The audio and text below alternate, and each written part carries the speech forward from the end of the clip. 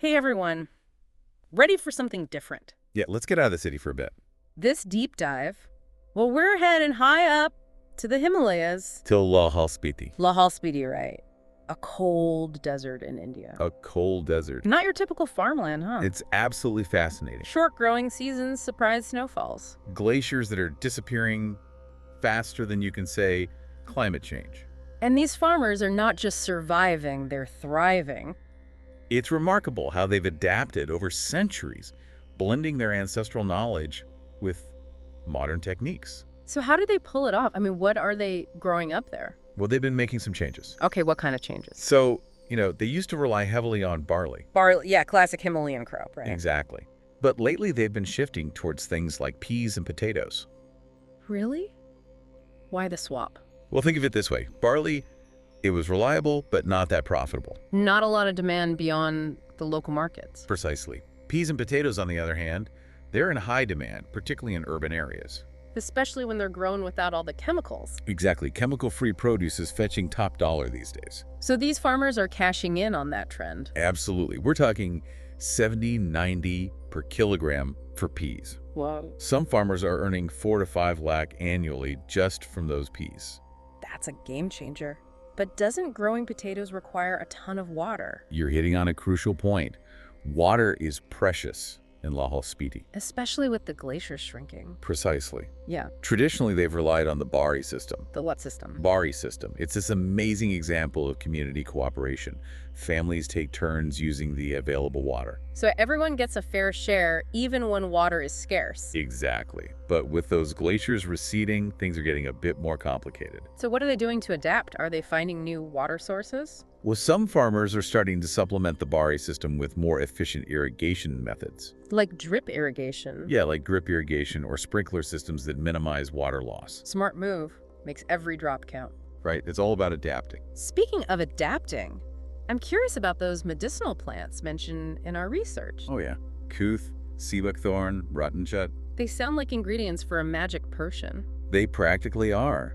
These plants have been used in traditional medicine for centuries, and now they're gaining popularity globally. As people are turning back to natural remedies. Exactly. And these plants, they thrive in Lahaul-Spiti's unique ecosystem. So the harsh conditions actually make them more potent. It seems that way. It's fascinating how nature works. So are we talking serious economic potential here? Oh, absolutely. These plants are being used in all sorts of products, oils, teas, ointments. The global demand for natural and Ayurvedic remedies is exploding. So Lahaul-Spiti's ancient wisdom is finally getting the recognition it deserves. It's amazing to witness. But let's address the elephant in the room, climate change. Yeah, we can't ignore that. It must be impacting these farmers in a big way. It is a major concern. The glaciers that feed their irrigation systems are shrinking by 10 to 15 meters every year. Wow, that's hard to even imagine. It's like losing an entire building's worth of ice annually. And then there's the unpredictable weather patterns we've been reading about. Sudden floods, droughts, crazy temperature swings. It's becoming increasingly challenging. So how are these farmers coping? Are they living in constant fear of the next disaster? Well, they're not giving up, that's for sure. Okay, so what are they doing? They're innovating. They're coming up with creative solutions. They're using things like low-cost polythene greenhouses to extend the growing season and protect their crops from frost. I've seen pictures of those greenhouses. They're pretty ingenious. And they're using specially bred crop varieties that are more resilient to cold and drought conditions. It's like they're in a constant battle against the elements. It's a testament to their resilience and ingenuity. And they're doing all this while embracing sustainable practices, right? Exactly. They're blending ancient wisdom with modern techniques to protect their fragile environment. Okay, tell me more about these sustainable practices. I know they're still using those ancient, cool irrigation channels. Oh yeah, the cools. These incredible feats of engineering. Channels that bring glacial meltwater to the fields. But with the glaciers shrinking, those channels must be becoming less reliable. That's right. So they're having to adapt. So what are they doing? Well, some are starting to incorporate modern sprinkler systems alongside the cools to make sure every drop counts. So it's like a hybrid system combining the old and the new. Exactly. And what about the soil? All this intensive farming must be taking a toll. They're aware of that, and they're taking steps to protect their soil health. Like what?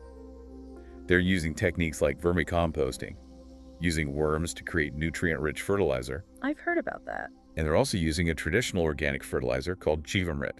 Jeevamrit, what's that? It's made from cow dung, urine, jaggery, and soil.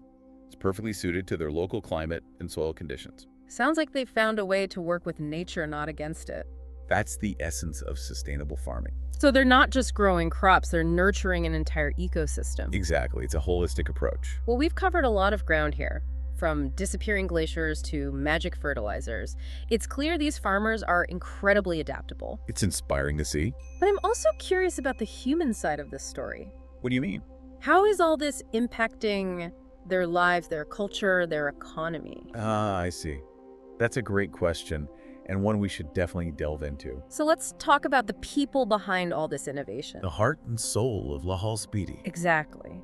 We've seen how they're adapting to these incredible challenges, but what about the impact on their lives, their communities? Well, it's a mixed bag, to be honest. Yeah.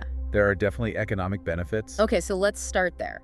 Remember how we were talking about those pea farmers earning a good income? Yeah, 4 or 5 lakh annually, just from peas. That's not an isolated case. Yeah. The shift towards cash crops like peas and potatoes has really boosted the local economy. So they're moving away from subsistence farming towards a more market-oriented system. Precisely.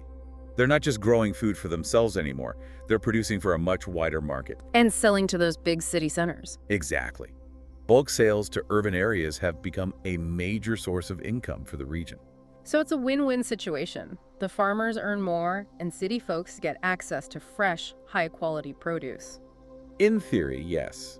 But there are always challenges. What kind of challenges? Well, we can't forget about the logistics. Ah, right. Getting those peas and potatoes from the remote Himalayan valleys to the bustling city markets. Exactly. The road network in Lahaul-Spiti can be pretty unreliable, especially during the winter. Landslides, snowfall, all that fun stuff. It's a constant battle. And delays can mean lost income for the farmers if their produce spoils. So they're battling the elements on 2 fronts, in the fields and on the roads. That's a good way to put it. And then there's the issue of storage. Oh, right. Keeping those crops fresh in a region with limited infrastructure. Exactly. There's a real shortage of adequate cold storage facilities. So they often have to sell their produce quickly, even if the market prices aren't that great. Unfortunately, that's the reality for many farmers. They're operating on very thin margins. Any little hiccup could wipe out their profits. Exactly. They're incredibly resilient, but they could definitely use more support when it comes to infrastructure. Like better roads, more reliable transportation, more cold storage facilities. All of that would make a huge difference. And even access to up-to-date market information, so they can time their harvests better. So they can get the best prices for their produce. Precisely. But it's not all doom and gloom. No. Tell me something positive. Well, there's this exciting new development in Lahaul-Spiti, agritourism. Agritourism. So those farm stays and tours where city slickers like me can get a taste of rural life. Exactly. People are increasingly seeking authentic experiences, a connection to nature, and a deeper understanding of where their food comes from. And Lahaul-Spiti is the perfect place for that. It is. Imagine trekking through those breathtaking landscapes, learning about ancient farming practices, and even getting to harvest those medicinal plants we talked about. Sign me up. I'd love to do that. And for the farmers, it's a great way to diversify their income, share their knowledge, and preserve their traditions. So it's a win-win for everyone. Tourists get a unique experience, and farmers get to connect with a wider audience. And maybe even inspire some of those city folks to make more sustainable choices.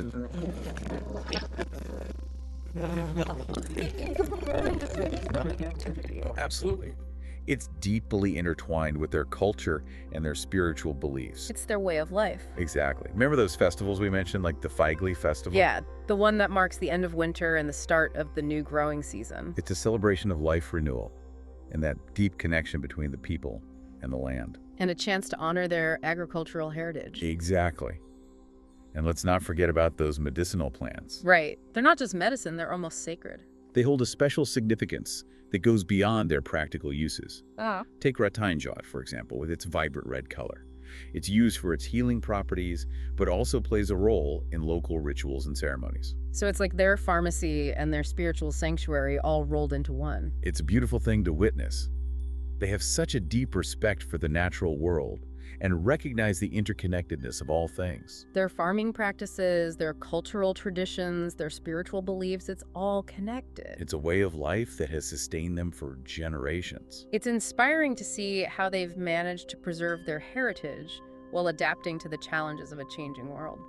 It's a testament to their strength and resilience. But what about the future? Ah, yes, the big question. We've talked about climate change, market access, all these challenges. What else is on the horizon? Well, there are always challenges. But the farmers of Lahaul-Spiti are incredibly resourceful. I have no doubt about that. They're constantly innovating, seeking solutions, adapting to new realities.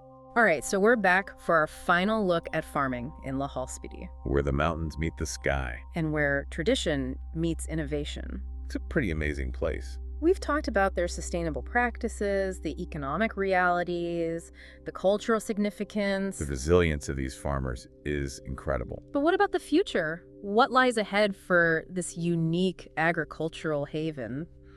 The future of farming in Lahaul-Spiti, Yeah. well, it's a story that's still being written. Okay, so what are some of the chapters we might see unfold? Where one of the biggest challenges and opportunities lies in knowledge. Knowledge. Okay, how so? We see traditional wisdom has served them well for generations. Right, passed down through families. Exactly. But the world is changing faster than ever. Climate change, new technologies, the stakes are higher. Exactly. So these farmers, they need to keep learning and adapting. So education and training are crucial. Absolutely. There are organizations working in the region offering workshops and training programs. Okay, so what kind of things are they learning? All sorts of things, from modern irrigation techniques like drip irrigation. Drip irrigation, yeah, I've heard of that. It's all about using water more efficiently, which Mhm. is essential in a region facing water scarcity. Right, makes every drop count. And they're also learning about organic farming methods, pest management, soil conservation, all sorts of things. Wow, so they're really embracing a holistic approach to farming. They have to. The challenges they face are complex. So it's not just about growing crops, it's about managing an entire ecosystem. Precisely. And they're even learning about digital tools. Digital tools up in the Himalayas. Yeah, things like weather forecasting apps and market analysis platforms. So they can make more informed decisions about when to plant, when to harvest, how to get the best prices. Exactly. It's all about empowering them with the knowledge and tools they need to thrive. I love that. So it's this amazing blend of ancient wisdom and modern technology. It's the best of both worlds. What about research? Are there scientists working on solutions specifically for Lahaul-Spiti? Oh, absolutely. Research institutions are playing a crucial role. They're developing climate-resilient crop varieties. Crops that can handle those unpredictable weather patterns. Exactly. And they're working on pest-resistant strains to reduce the need for chemical pesticides. So they're creating a more sustainable and resilient agricultural system. That's the goal. But it's not just about scientists coming up with solutions in a lab. Right, it has to work in the real world. Exactly. And that's why farmer-to-farmer knowledge sharing is so important. Oh yeah, those informal gatherings where farmers get together and swap stories and tips. Exactly. Those networks are invaluable. Hmm. Farmers learning from each other's experiences, adapting age-old techniques to modern challenges. It's a beautiful thing to see that sense of community and shared knowledge. It's inspiring. Yeah. But let's be honest, even with all this innovation and adaptation, Yeah. the future of farming in Lahaul-Spiti is still intertwined with the global issue of climate change. It's the biggest challenge of our time. And it's impacting these farmers in a profound way. But while those larger forces are at play, there are things we can do. Like what? Supporting these farmers, investing in sustainable solutions, amplifying their stories. Because their story is our story. Exactly. What happens in those remote Himalayan valleys has ripple effects across the globe. Their resilience, their innovation, their connection to the land, it offers valuable lessons for all of us. Lessons about sustainability, community, and the importance of working in harmony with nature. So as we wrap up this deep dive into the world of Lahaul-Spiti farming, what's the key message you want listeners to take away? I think it's a message of hope. Hope. Yeah. These farmers are facing incredible challenges, but they're not giving up. They're finding creative solutions, preserving their cultural heritage, and showing us that even in the face of adversity, there's always a way forward. A way forward that respects the land, the traditions, the people. Exactly. And that's something worth celebrating and supporting. Absolutely.